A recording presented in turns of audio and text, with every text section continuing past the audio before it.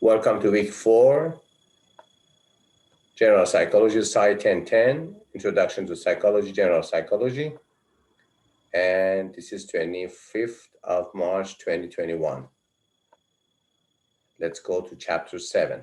Chapter 7 is about one of the oldest and most crucial titles in psychology. It's about motivation and emotion. Perfect. What is motivation? How can you define motivation? What's motivation? What's the differences between motivation, excitement, and sometimes inspiration, something like it? What are the major differences? At first, what's the definition of motivation? What is motivation? For example, very live example. Matthew is a hybrid, is an online student. He is eligible, is permitted not to come to online classes like now. But every week, he attends to class. What is his motivation? Why he doesn't work on the videos after the class during the week like other students? What is his motivation? Is it motivation? Is it excitement? Is it inspiration? Is it motivation? Yes.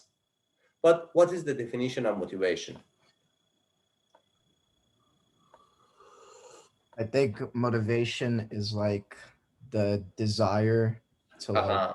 do something that you're like, I guess, passionate about. Like even if you don't feel like doing that thing, Uh-huh. you're still Passion, you still doing, want okay. to because that's either what you want to achieve, like as if it's a goal. Uh-huh. Yeah,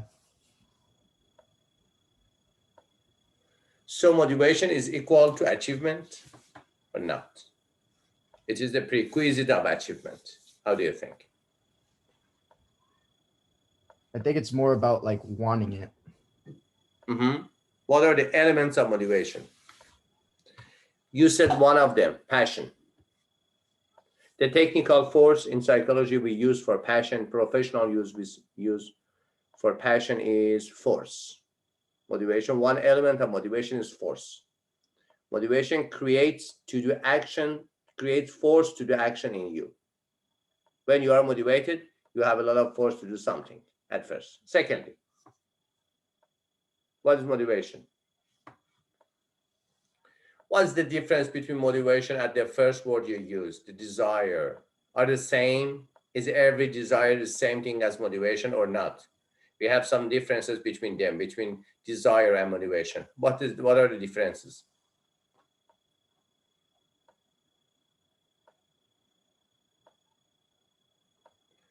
So, Hemi, what do you think about the definition of motivation? I Motive. accepted the motivation, the definition of Matthew. I accepted. But anything else you want to add to this definition? Mm, Passion, achievement, do actions, take actions. These are the I major think elements of motivation. I Other think thing? uh, I think motivation means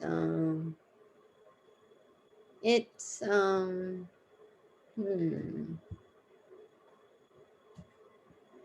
like to motivate like something. It means like um I think you do in an action. An action, perfect, perfect. Other things? Action, passion, and there is a Action. major third element in motivation that you cannot find it in desire. You cannot find it in passion. You cannot find it only in will to do something. It is completely specifically for motivation. There's a third element, passion, action. Also, the first is passion, we call it force. The third one is action, we call it action. The second one between the passion and action is direction. Mm. When you are motivated, you have a goal, you are doing a goal setting. You have a perfect and specific goal. I talked about it in the previous classes with you, that when we talk about SMART goals, we are talking about 5 elements of SMART goals. Specific, SMART, M for measurable, A for achievable, R for realistic, and T for timely. The acronym is a SMART. SMART goals. SMART goals are specific goals, measurable goals, achievable goals, realistic goals, and timely goals. These are the SMART goals. Okay? So in motivation, the second element is direction. When you are forced to do something, when you have a force to do something, or you are forced to do something, and that thing you want to do is very, very goal directed, very um, exact to the point that you want to achieve, it is called motivation. And also, nothing, no desire, no will, no tendency without action is not called motivation. So we have 3 major elements: force, direction, and action. These are the major elements of scientific definition of motivation. Also, I hope to have enough time this session to talk about a little about emotion. Emotion is very important these days in organizations, in societies, in families, in scientific part. So like psychology, sociology, anthropology, and other humanity sciences, emotion, affect, mood, and feelings are very important. Until the 20 years ago, we felt in the scene of the life, emotions are the most important actors. Now we know emotions are the most and the main and core director in the scene of the life. If you consider a life as a scene, as a movie, until 20 years ago, before new findings in neuroscience or neuropsychology and neurology by MRI, specifically by fMRI, functional MRI, so-called fMRI, until that time, we thought that emotions are the most important actors in our life. But we felt that our thought, our thinking, our beliefs are the main director of the scene of life. But now, after 20 years of investigation, research in neurology, neuropsychology, neuroscience, we have found that, sorry, your mind is not your thought, your belief. The basic part, the directing part of your life are your feelings, are your emotions, are your affects, of your moods. So in some authoritative universities, like for example Stanford, we can find 5 major departments, subgroups in the Department of Psychology. One of them is department or group of affective sciences. Affective sciences are the sciences related to the scientific investigation or systematic investigation, systematic studying of emotions in all species, from the lower grades of mammals until the highest grade of mammals that we are as Homo sapiens. Affective science. It's very important now. And also, I don't know, I should say, I feel good or not, but in some parts of business, we have a part of business so-called neurobusiness. Neurobusiness is the business, is the ethics, is the marketing, is leadership with the attention of our neuroscientific findings based on the researchers. So we have some subcategorizations of neurobusiness. One of them is neuroleadership. You can find in the internet. Very, very new branch of science, very new. Neuroleadership, neuroethics, neuromarketing, neurobusiness, neuroexecutive management, and neuromanagement. It is a part of science of self, but not only based on the psychological aspects or psychological theories. For example, the theory of Jung for science of self, selfology, characterology, or typology of personality. No, it is based on the neurological findings by the approaches, by the tools, by the scientific research, not only based on the pure psychological uh, frameworks for looking at, for uh, have a perspective on the science of self and the self-discovery or self-knowledge, or as I call it, self-mining. I think working on yourself, it is so-called by my own self-mining. It is something like mining. You should mine your personality, go deeper, deeper, deeper. At first level, I call it self-discovery, and after that, I call it uh, self-explanation, and finally is self-making or self-building. So because of these, a little long introduction to emotion, I would be so happy to have enough time in this session to talk about emotion, because emotion is very important. It's very important for you, especially for you as the next generation of leaders, as the next generation of managers. Management and leadership is not at the same room, at the same page that was, for example, 20 years ago, only 20 years ago. It is completely different, completely. Psychology, sociology, brain science, neurology are very, very important parts of modern leadership, modern management. Very, very important. If you don't know anything about it, you are out of the date. You cannot work at the highest level of organization. Only go to the very ordinary stores or very ordinary organizations. If you want to work at the highest levels of organization, you should work science-based. You should work science-based. Based on the science and what is science, these chapters are sciences. Okay, let's go to the major questions. Explanation, explaining motivation, explain instinctive approaches to motivation. Is motivation an instinct or not? Explain drive reduction approaches to motivation.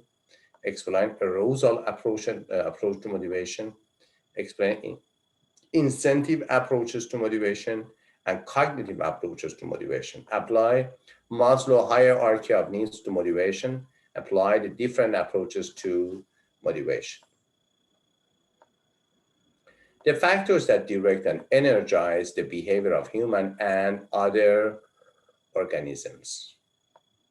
The direction energizes force, and behavior is action. Three elements I talk about it. The factors that direct and energize the behavior of human and other organisms. Direction, force, and action. Instinct approaches. Inborn pattern of behavior that are biologically determined rather than learned, essential to survival. It says that when you are born, when you come to this world, you have some basic motivations, some basic direction to do something because of survival. For example, motivation to eat, motivation to walk, motivation to cry, motivation to watch. Also, honestly, these are not called motivation. These are called reflexes. Reflexes are basic motor memory. Motor memory is the memory about your movement. And we are called them uh, reflexes. Reflexes, you cannot learn them. You are born with your reflexes. I talk about it. It is nearly 4 to 5 basic reflexes. For example, grasping, watching, looking, crying, and uh, some other reflexes that you are born with there. And between the first day until the first 2 years of your life, the reflexes keep and maintain your survival. After that, yes, you are learning how to adapt with your society, with your mother, with your environment. The basic reflexes for all mammals, not only for human. For all mammals, especially all mammals, have some basic, apparent, applicable, mother-born reflexes. After that, when we are talking about ego development, how the personality and how the idea of personality will grow during the time. When we are talking about ego development, when you are at the level of reflexes, there is no self, there is no ego. Ego starts with shaping impulses. And after impulses, we have needs. After needs, we have norms. And after norms, we have expertise and other things until the ninth, ninth level of ego, which is spiritual. So basically, if also, and any of no human being can do only based on reflexes. Even the children with the IQ lower than 25, the middle range of IQ is 100, with 15 numbers, 15 points down or up. For example, 100, 115, 130, 145, 160, 175. Albert Einstein is 164. I am 135. And when we are going down, 185, 70, 55, 30, and 50.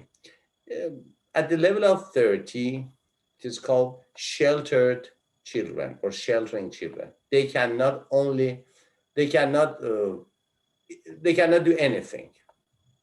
They can only breathe and look at you, just that. And they should always be for basic needs like eating, like digestion, like going to restroom, everything. They are, they should be supported at the level of 25, 30. Only at that level we can find something in addition to reflexes. They have some impulses. So human beings have always gone from impulses to, reflexes to impulses. And after that to their needs, and after that to their norms, and after that to their knowledge, and after that to the social and other parts until the ninth, it has nine stages. You can find it if you want to know about it. You can find it, ego development theory. Ego development theory. Sorry, I am at the class. Can I call you back? Sure.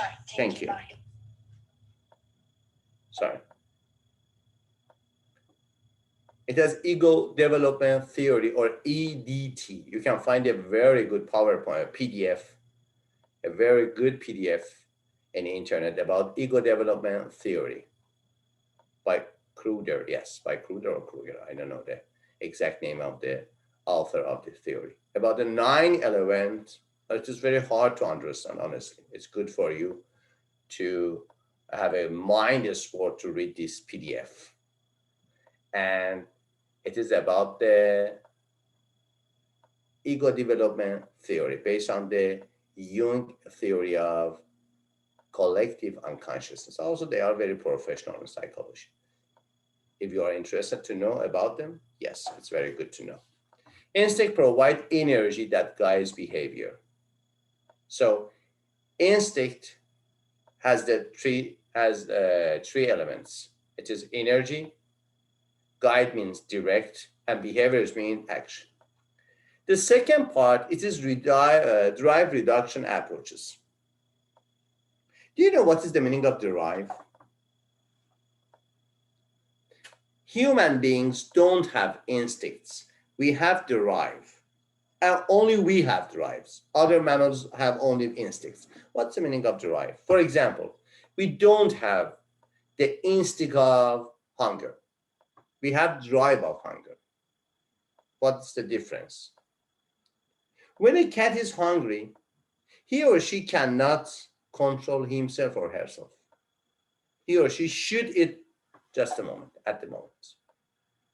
But for example, religious people can control their hunger in Jewish or in my religion, Islam. We can control our hunger for 24 hours. It is a religious, for example, ceremony. We feel hungry? Yes, but we can control it. Other examples. Many higher cortical mammals, like dolphins, like lions, like cats, like dogs, have only sex as a seasonal activity for reproduction. For reproduction. They cannot control it, and they cannot do it on the other seasons for pleasure. We are the only mammal on the earth that have sex not only for reproduction, but most of the time for pleasure. And also, we cannot have sex for a long time. It is not instinct. Other mammals have sexual instinct. We have sexual drive. We have hunger drive. Drive is some part of instinct that you have some control over it. It is called drive. But it has the force, it has the direction, it motivates you to do something, to take action on other things. But you have some degree of control over your drives. It is drive reduction approaches. Lacking a basic biological, such as water, produces the drive, such as thirst, to obtain that need. These are the elements of drive. Need and meet your need. Drive, motivational tension or arousal that energizes behavior to fulfill a need. Primary drives and secondary drives. Primary drives are basic in your secondary drives are drives based on your primary drives. We have a very biological phrase here. It is homeostasis. Homeostasis is the biological balance between the different parts of your body. Also, we can consider it for your mental health also. But basically, it is about your physiological health, your physical health, your body. Homeostasis. Homeostasis. Homeo is means blood. In Latin word, homeo is means blood, not homo. It is homeo. Stasis is static, to be stable. Homeostasis, your blood, the components of your blood should be stable at a very natural level. The body's tendency to maintain a steady internal state underlies primary drives. Homeostasis is the root of your primary drives. Okay. What arousal approaches? We are entering the titles, the items that are very near to our human nature. Arousal approaches. Arousal approaches to motivation say we try to maintain certain levels of stimulation and activity, increasing or reducing them as necessary.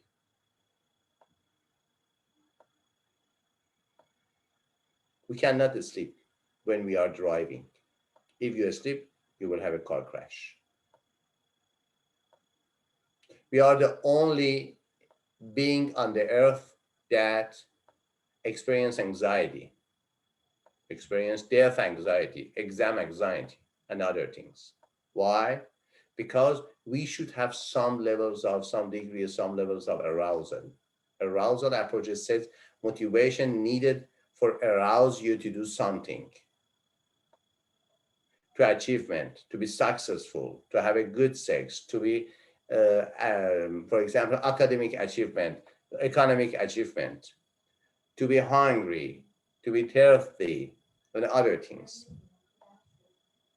Arousal approaches to motivation. We try to maintain certain levels of stimulation and activity, increasing or reducing them as necessary.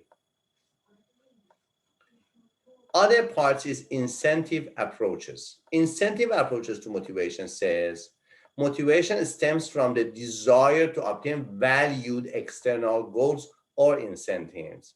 These are completely humanistic. You cannot find in any other being on the earth. Nobody. Only human. Only Homo sapiens, not other humans, not other homos, like monkeys, like chimpanzees, like gorillas. Only Homo sapiens, only us, only human beings. We are entering the part of to be human: punishment, reward, incentive, goal setting, achievement, success, failure, happiness, love, poetry, and other things. These are all specific humanistic concepts. And the major part of our life is considered for them. What is the humanistic meaning of money? The humanistic meaning of money is safety, security, sense of security. What is the humanistic meaning of, for example, family? The desire to be eternal for next generation. We have created and we have now humanistic conceptualization, humanistic meanings for ordinary things that other mammals, that other beings on the world have also them. They have also some part of, for example, reproduction. We know that something like maternal instinct or maternal drive in other mammals, like monkeys, like chimpanzees, but for example, human mothers are completely different. Have something extra to maternal, for example, roles of a chimpanzees, of a monkey. These are incentive. Something like learning. We work to achieve something, to gain something in the future. It is called apparent conditional learning. Some incentive. And intrinsic motivation and extrinsic incentive, internal and external. Again, I repeat for you, please read about the locus of control as a leader, as a manager, at all level of management, in mid-level management, high-level management, as a leader, as a human, as a social being. You should know about the theory of locus of control. In every aspect of your life, you can find this theory. Every aspect, internal or external, interpersonal or intrapersonal. It is something like it: intrinsic motivation and extrinsic motivation. Internal locus of control and external locus of control. And finally, you will face a major concept of psychology, which is called self-efficacy. Self-efficacy, coined by Albert Bandura from the British Columbia and Stanford University, British Columbia in Canada, and Stanford in California in America. And one of the top 10 psychologists in the history of psychology is Albert Bandura. The phrase self-efficacy has been coined by Albert Bandura. It's about the locus of control.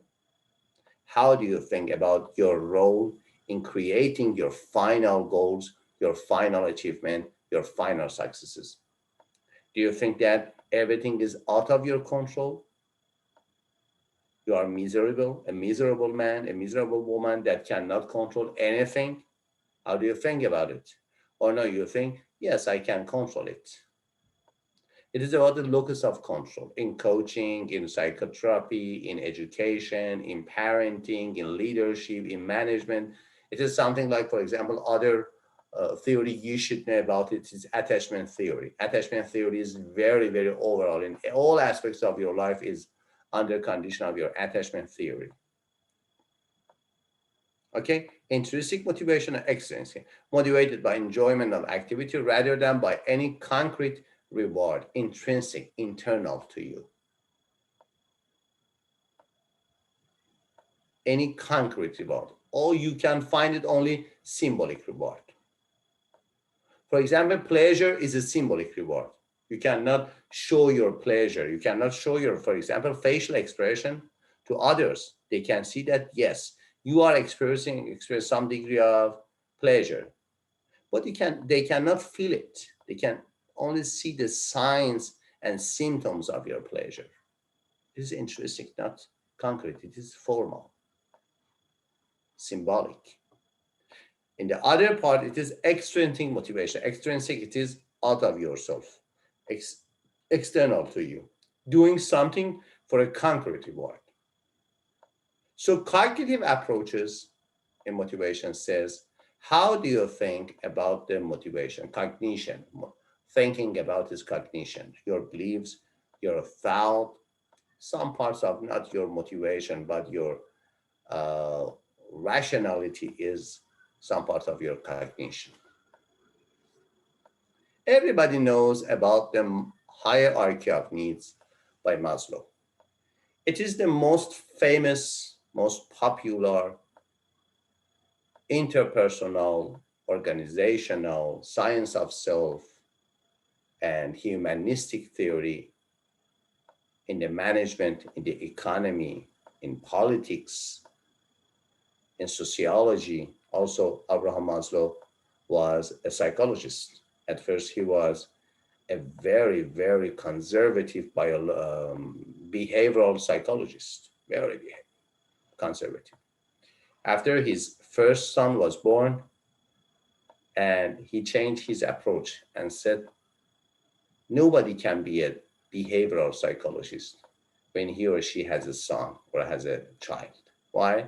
Because working with child showed him that yes, we can create some conditional behaviors in animals, in pigeons, in horses, in mouses, but we cannot find it in human children. It's something different. We are facing with a combination of natural emotions and cognitions and senses, very different with other animals, especially those animals that are very near to us in the brain construction and brain, for example, cortex. Because of that, he entered to the field of humanistic psychology. He is the father of positive psychology. He died 1970 at the top of the hippies movement in America at the end of 60s and starting the 70s. He and some other psychologists, for example, Eric Fromm for transactional analysis was died 1970, and Fritz Perls, the founder of Gestalt psychotherapy, died in 1970, and also Abraham Maslow. After that, he's thinking just now is always valuable thoughts, valuable ideas in psychology and specifically in organizational management. The major things he has coined some uh, phrases. One of them is peak experience. Peak experience is the phrase coined by Abraham Maslow. But the most famous phrase, the most famous theory of Abraham Maslow is about hierarchy of needs at 5 levels. He said that our needs are categorized or levelized at 5 levels. The first level to the 5 level, higher, higher, higher. After that, some people don't know anything about this that I want to talk to you just now. After that, we have meta needs. Meta needs are needs over our basic needs. But the first level is basic needs, biological needs. The needs you should meet them for survival only for survival. For example, eating, oxygen, walking, looking, these are basic needs, biological needs. After that, it's need for security, second part. It's about the going to your society and stay alive, not only to be alive, stay alive, sense of security. The third one part is the third level of needs in Maslow hierarchy of needs is about need for love and belongingness. It is somehow emotional parts of needs and social parts of needs because you cannot uh, feel and experience the sense of uh, belongingness and love only when you are alone. It's a social part of your life. After that, it is the sense of self esteem. How can you evaluate yourself? Um, as a valuable person. It is self-esteem. Until this part, it is very ordinary. Near 95 or 90% of people met only two first levels: basic needs and need for security. 9 to 95. Near 50% of general population come to meet the third, it is hierarchy, it is levelized. If you cannot meet the first level, you cannot go to the second level. If you cannot meet the first and second level, you cannot go to the third level. Half of 50% of people will meet the third level, need to love and belongingness. Near 25% come to meet the fourth level, need to self-esteem. Only 3 to 5% of people come to the fifth level. It is self-actualization. Self-actualization is the need to be the same that you can be. Fulfillment, your best version. Only 3 to 5% of all general population all around the world will be fulfilled, come to self-actualization level. Only 3 to 5. There is a very good book. Abraham Maslow has many books, one of the greatest books. You can also, I think, you can also download it by free because it is about 50 years ago, of a century after publishing the book. The title of the book is Personality and Motivation, something like it. Personality and Motivation. You can find good data on that book and good explanation about the personality and motivation relationship between you and your forces, you and your needs, you and your desires, you and your temptations, even craving and other things. So it is the most popular theory that gone from psychology to other parts of human sciences, especially in management. Maslow hierarchy of needs is very popular in management. Maslow model motivational needs are in a hierarchy. Primary needs must be met before higher order needs can be satisfied. Level 1, level 2, level 3, physiological needs or primary drives, needs for water, food, sleep, sex, etc. Level 2, safety needs that need for a safe, secure environment or need for security also. Level 3, love and belongingness, the need to obtain and give affection and to be a contributing member of a group or society. Level 4 is self-esteem or esteem, the need to develop a sense of self-worth from others, knowing and valuing your competence. It is only about 25%. It is very important for us as psychologists that creating self-esteem in other people, especially in coaching, it is very important. And the highest level is self-actualization, a state of self-fulfillment in which people realize their highest potential, each in his or her own unique way. Highly recommended to go to the site of VIA, Values in Action, the site of VIA.com or .org, or I don't know. It has a free test, free questionnaire to find your strengths. It's very new and modern questionnaire, very new and modern test to find your own strengths, own powers, which is called Values in Action. Values in Action. Go and do it. It's free of charge. You can do it free and give you a profile of your strengths. And after that, you can find the strengths that you should work to obtain and to reach the last level of hierarchy of needs, which is called self-actualization. You can see it here. The primary drives need for water, privacy, and state of self-fulfillment. Applying approaches to motivation. Why should we know these theories?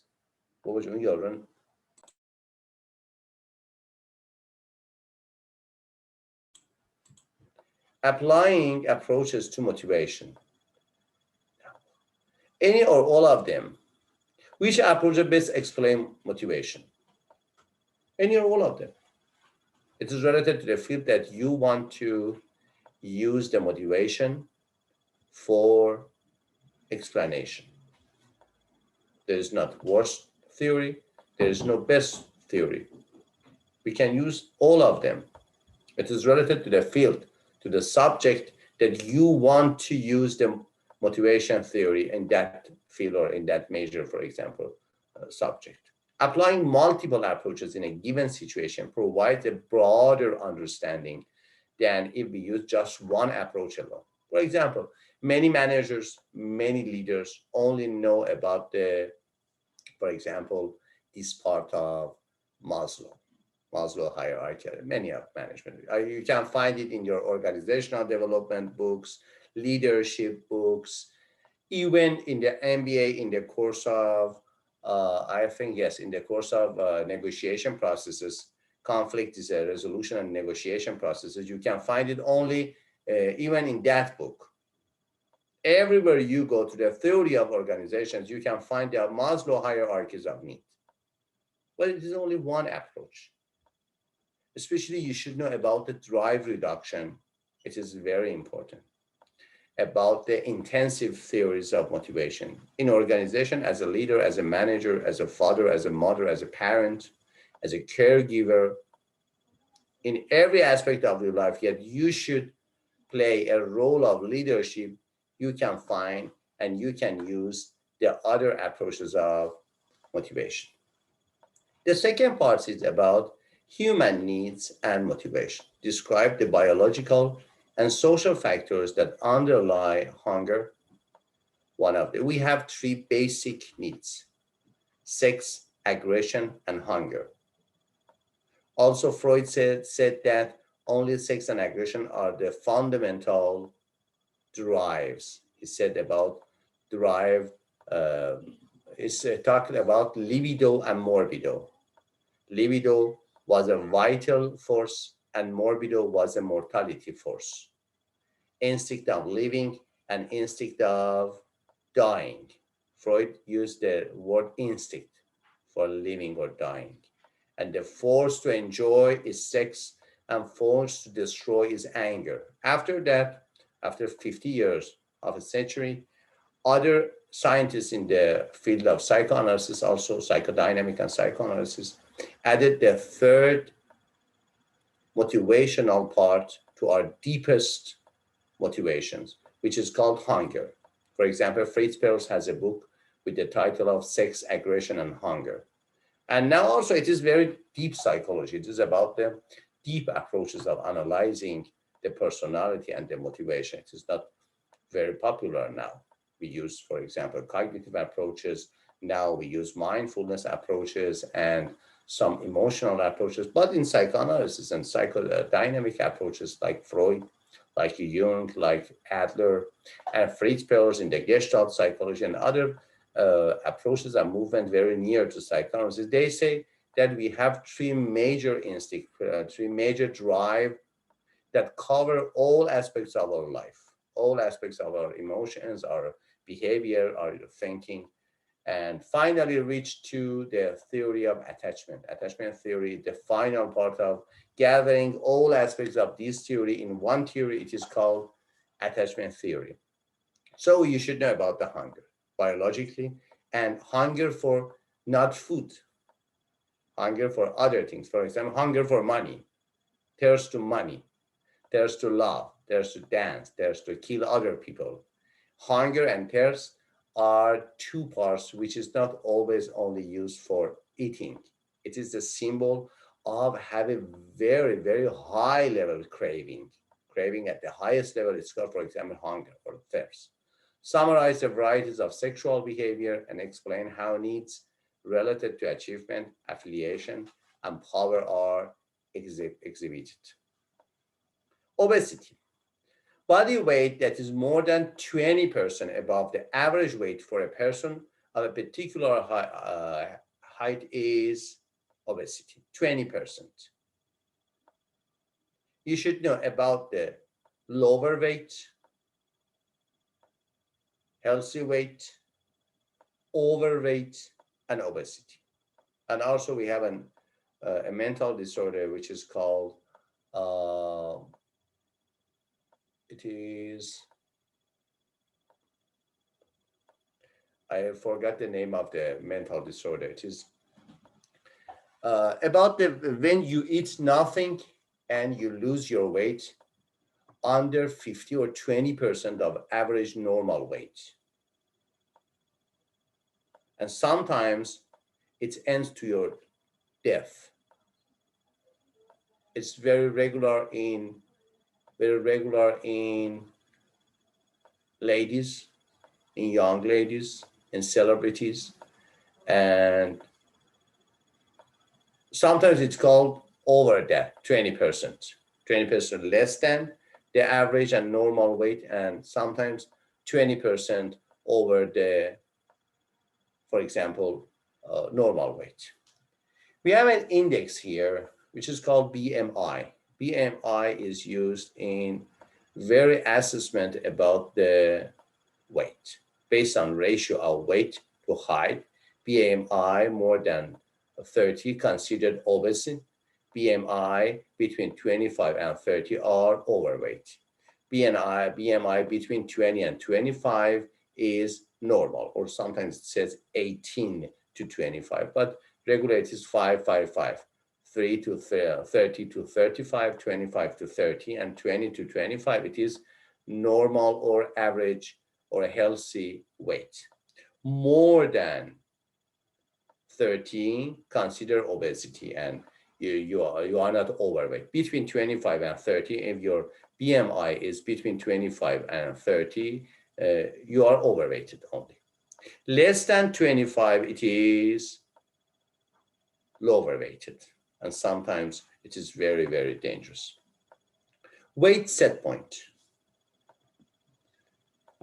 It is interesting that, for example, if you have a hard diet, at the first days, you lose a lot of weight. And after that, your body knows that you are in the danger of losing weight. Your brain set a new weight, and after that, you cannot lose your weight. With the same diet, you cannot. For example, in religious ceremonies, in Ramadan, Muslims have for 30 days of fasting, not all the days from sunrise to sunset. And about, for example, 15 hours to 18 hours, sometimes between at least 14 and 15, and at the maximum rate, it's about near 18 hours of fasting. Not anything, for 30 days. It's a full moon. Until the day of 10 or until the half of the moon, 15 days, the first 15 days, they lose their weight. After that, their brain knows that we are in the starvation condition and create a new set point for the weight. It's a set point. Because of set point, yes, after 15 days, the Muslim cannot lose their weight. Also, the philosophy and the goal of this fasting is not about losing weight. It is about, for example, thinking about poor people and experience their suffering for not having enough food, and also have an empathy, take an empathy, create an empathy with other people. It is the philosophy behind, the logic behind this 1 month fasting. But some people says that it's very good. We can also lose our overweight. After 10 days or 15 days, your body doesn't lose anything. Why? Because your brain says, yes, I'm in a starvation. I can only eat for 5 to 9 hours, 5 to 8 hours. And some people have overeating in those, for example, 5 hours, overeating. Some people have become more, gain more weight after ending this month. Officially, they say that, yes, I have in this month for 30 days, only 5 hours per day I have eaten, but they are overeating. And after the ending of month, some people will become overweighted.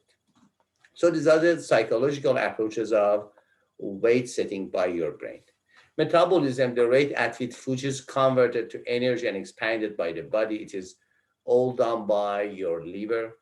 And social factors, such as cultural influences, along with biology, play an important role in eating and hunger. For example, we know some countries have a specific taste of food. For example, we know that in your country, Haimi, Korea, there is a very specific taste of food. Also, China, also Japan, in the Oriental countries. In other parts of the world, for example, India or my country, Iran, a specific taste of food. In Arabic countries, a specific taste of food. It is culture based. And you can guess that, yes, this food is from Oriental countries, not a specific. For example, I cannot find that it is from Korea, from Japan, from China, I cannot understand. But I can understand, yes, it is from Oriental countries. It is from Arabic countries, specific cases. It is from, for example, Persian area, Farsi language area, for example, Afghanistan, Iran, and Tajikistan. Farsi speaking has very near tastes. It is about the social factors, like such like cultural influences, as long as with biology play important role in eating and hunger. Oh, I found it. That is disorder. I didn't remember the name of anorexia nervosa, a severe eating disorder. This is a disorder. People may refuse to eat while denying that their behavior and appearance, which can become skeleton-like or unusual. Uh, One of the, in 1986, I think, in 1986, one of the most famous celebrities, female celebrities in America, was dead because of this uh, anorexia nervosa mental disorder. Was dead. It's very famous. She was very famous in America, and you deny anything when you ask them that why don't you eat anything? They say because I'm overweight. And when you can go to internet and see the photos of the anorexia people with anorexia nervosa.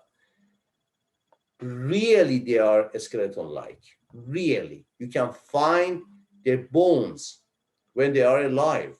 You can find their bones. There you can find their skeleton system. But they say, no, I am overweighted. It is anorexia nervosa, and also another disorder is bulimia nervosa. Mainly afflicts female between 12 and 14, but can affect men and women of any age.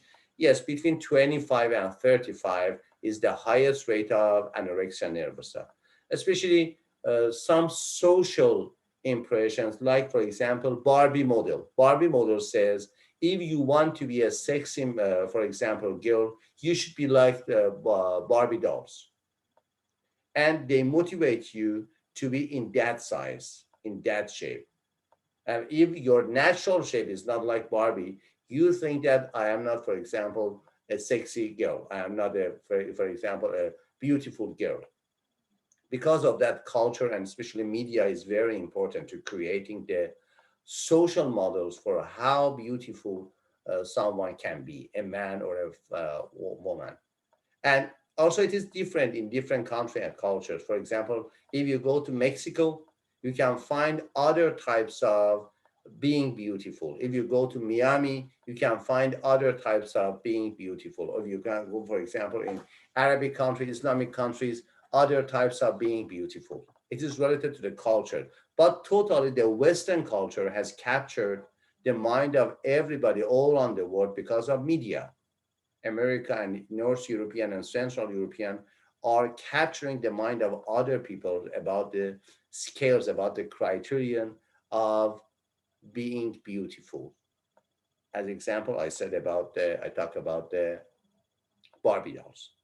And typically a stable background and can happen when serious dieting gets out of control. About 10% of people, 10% of people with anorexia starve themselves to death. 10% is the very high rate, very high rate. 10% of people with anorexia nervosa will die. they should hospitalize in the hospital.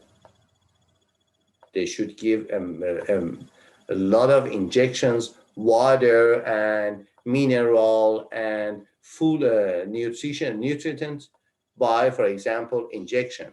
They don't eat anything at all until die.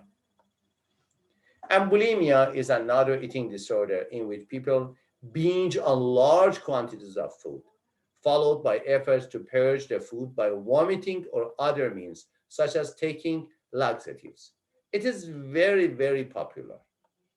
You eat a lot of food, and after that, you motivate your gag reflex for vomiting. Like, for example, like pregnant ladies at the it is called morning sickness. Morning sickness is the hyper vomiting of pregnant ladies at the earliest time of morning. It is morning sickness. It is something like that. Or laxative.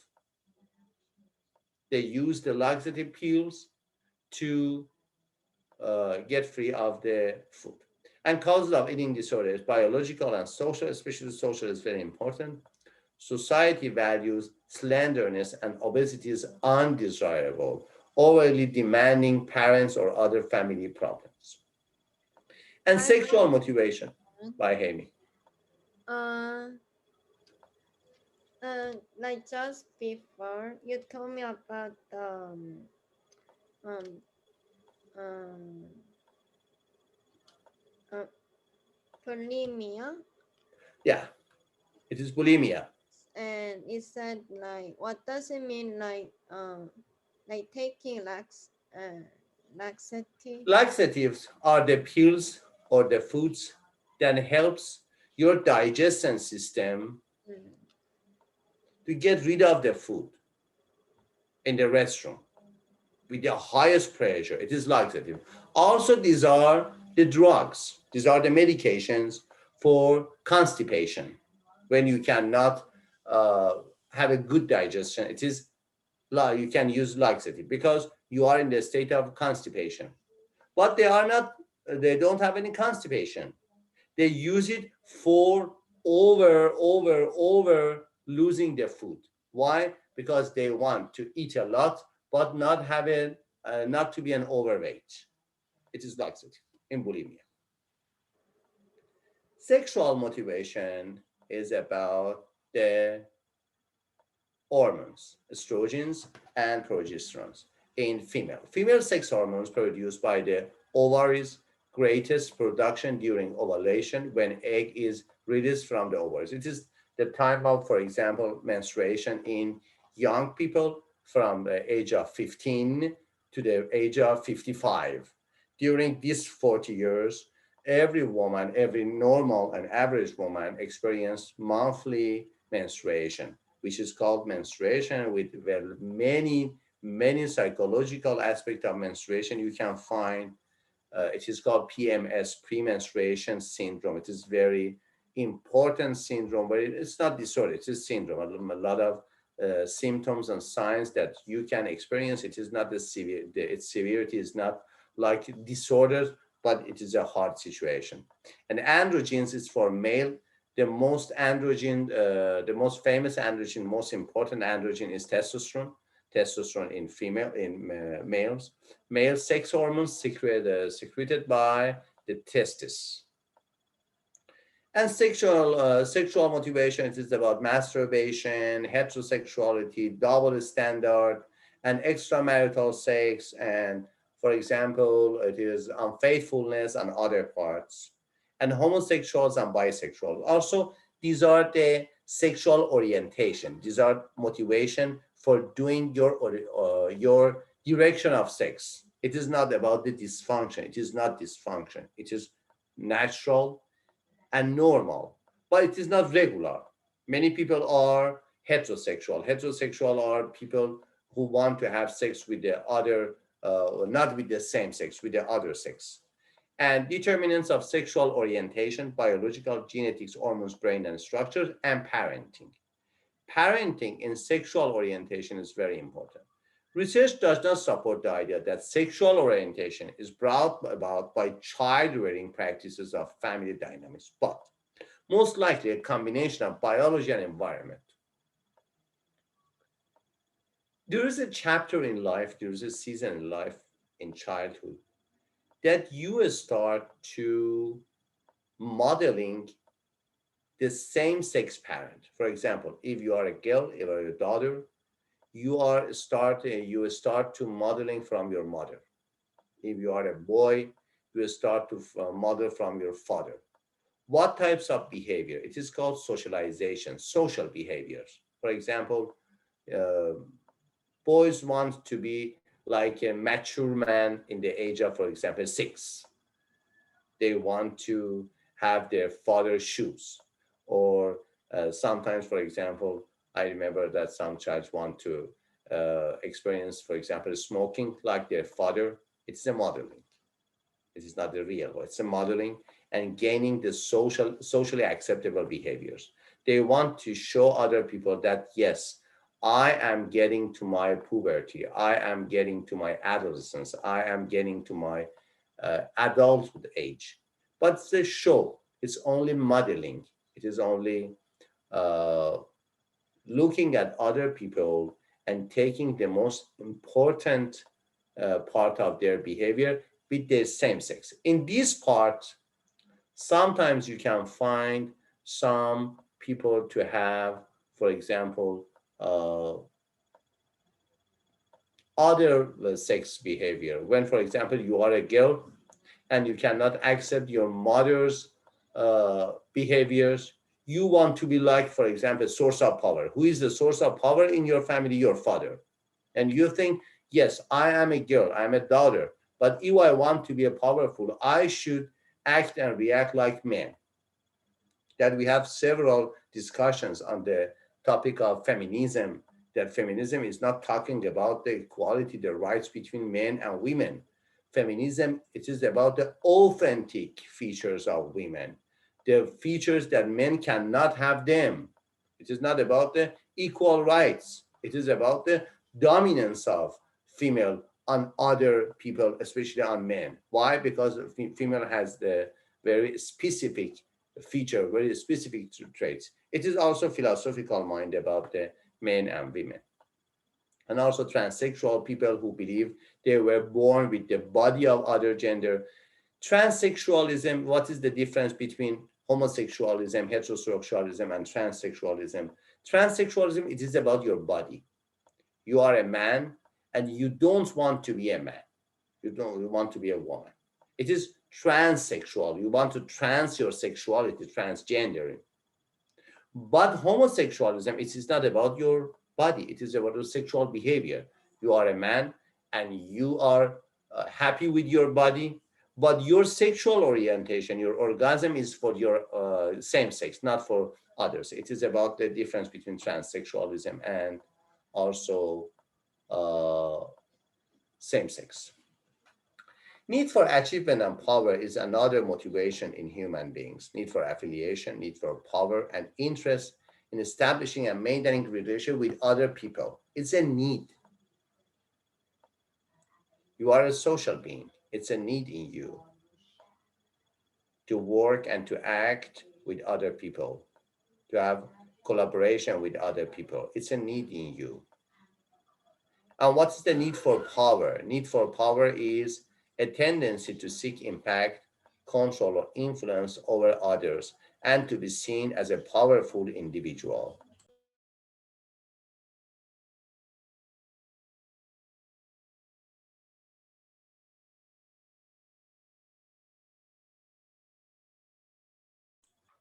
Need for power, a tendency to seek impact, control, or influence over others. Also, you will learn many things, many items about the power in other courses. For example, in your sociology, you have a chapter about power. In leadership, you have a chapter about power. Organizational development, you have a very good chapter about power. Power, you can find the topic of power in all chapters, all courses in the program of, for example, bachelor degree of management or business or marketing. A tendency to seek impact, control, or influence. Control and influence are the major word, the keyword of definition of power. Whenever you see the tendency to power, you can find the tendency to control or influence. At the highest level is control, at the lowest level is influence. And understanding emotional experiences. How many times? Okay, we can talk about it in near 5 minutes. Also, yes. Now, so go to the break for 15 minutes. At 6:55, come to class again for entering your exam, midterm exam, after 15 minutes. 6:55 should be here, okay? Okay. Anyway.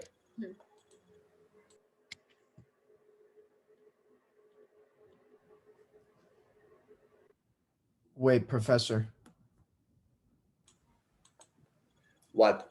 is the class done or? Yes, yes. Oh, okay. So I can If, leave. if you want to do your exam during the week, you can go out of the class, yes. Okay. Thank you. Take care, professor. Bye.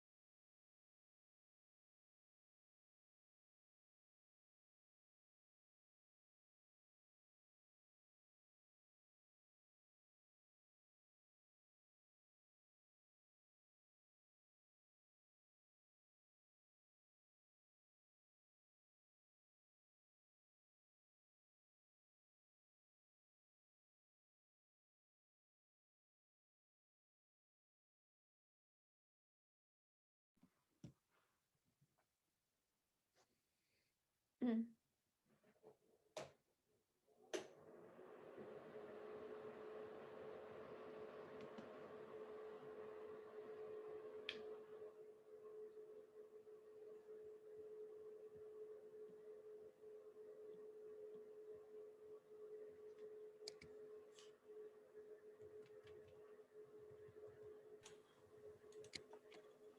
Okay. Okay, Are you I ready to enter check. the? And I should see you the. I should give you the password. Password. Yes. Okay. عادی همش بیار بابا.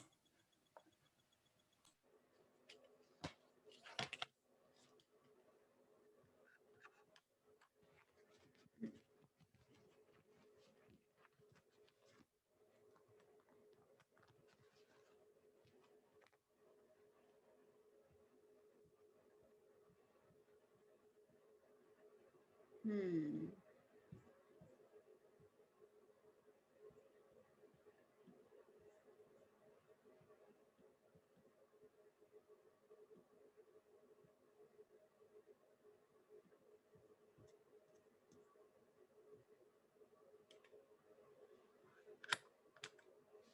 Password unknown.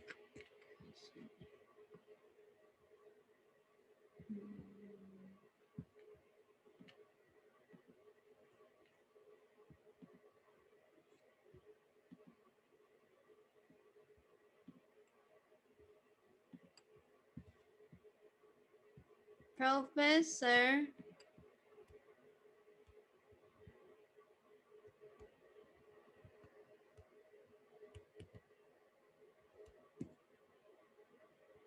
Password coding. Mm-mm.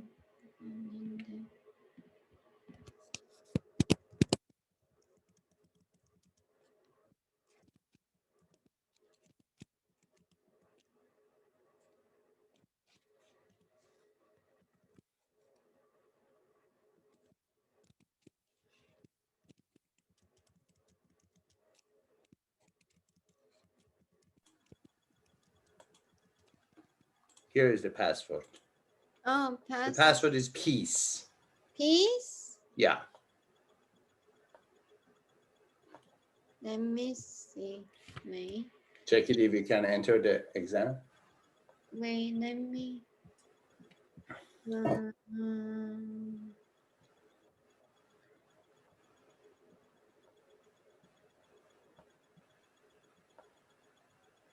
PEAs.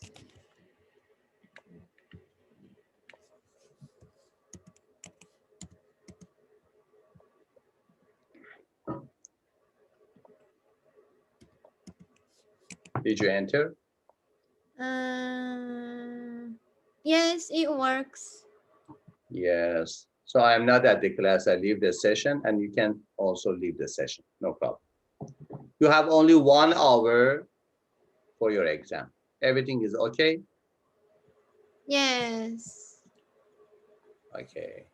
Don't worry about the grades, about the points. Only concentrate on the questions. You are the top student. Thank you very much. Okay. Have a good night. Oh, have a good day. You are in the morning in the Korea. I'm not in Korea. I'm in San Diego. Oh, well. So have a good night. I heard that in Seoul. Okay. Bye. Bye.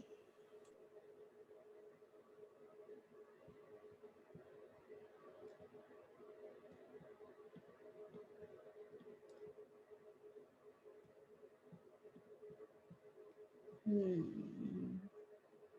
Let's see.